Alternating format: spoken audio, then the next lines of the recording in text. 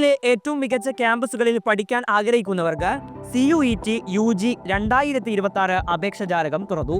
Delhi university, JNU, Hyderabad central university തുടങ്ങി രാജ്യത്തെ 48 കേന്ദ്ര സർവകലാശാലകളിലേക്ക് ഇപ്പോൾ ഒരൊറ്റ പരീക്ഷയിലൂടെ പ്രവേശനം നേടാം.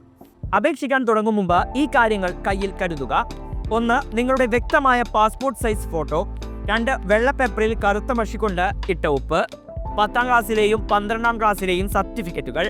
4. സംവരണ വിഭാഗക്കാർക്ക് കാറ്റഗറി സർട്ടിഫിക്കറ്റ്. 5. ആധാർ കാർഡ് അല്ലെങ്കിൽ പാൻ കാർഡ് പോലുള്ള തിരിച്ചറിയൽ രേഖ. എപ്പോഴും ഉപയോഗിക്കുന്ന നിങ്ങളുടെ സ്വന്തം മൊബൈൽ നമ്പറും ഇമെയിൽ ID-യും കരുതുക. 4 ലളിതമായ ഘട്ടങ്ങളിലൂടെ നിങ്ങൾക്ക് അപേക്ഷിക്കാം. ആദ്യം വെബ്സൈറ്റിൽ രജിസ്റ്റർ ചെയ്ത് ആപ്ലിക്കേഷൻ നമ്പർ കൈവശം വയ്ക്കുക. തുടർന്ന് നിങ്ങളുടെ വ്യക്തിവിവരങ്ങളും വിദ്യാഭ്യാസ യോഗ്യതയും പൂരിപ്പിക്കുക.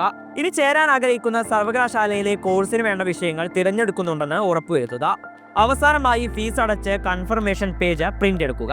അപേക്ഷകർ പ്രത്യേകം ശ്രദ്ധിക്കേണ്ടത് പേര് 10ാം ക്ലാസ് സർട്ടിഫിക്കറ്റിൽ ഉള്ളതുപോലെ തന്നെ നൽകുക.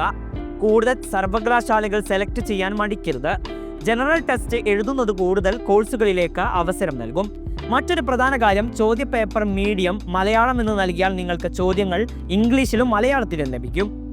അപേക്ഷ നൽകാനുള്ള അവസാന തീയതി ജനുവരി 30 വരെയാണ്. ഫീസ് അടയ്ക്കാൻ ജനുവരി 31 വരെ സമയമുണ്ട്. ഫെബ്രുവരി 2 മുതൽ 4 വരെ തിരുത്തലുകൾ വരുത്താം. പരീക്ഷ മെയ് 11 മുതൽ 31 വരെയായിരിക്കും നടക്കുക. നാഷണൽ ടെസ്റ്റിംഗ് ഏജൻസിയാണ് ഈ പരീക്ഷ നടത്തുന്നത്. കൂടുതൽ വിവരങ്ങൾക്കും സിലബസ് ഡൗൺലോഡ് ചെയ്യാനും NTA-യുടെ വെബ്സൈറ്റായ nta.ac.in സന്ദർശിക്കാവുന്നതാണ്.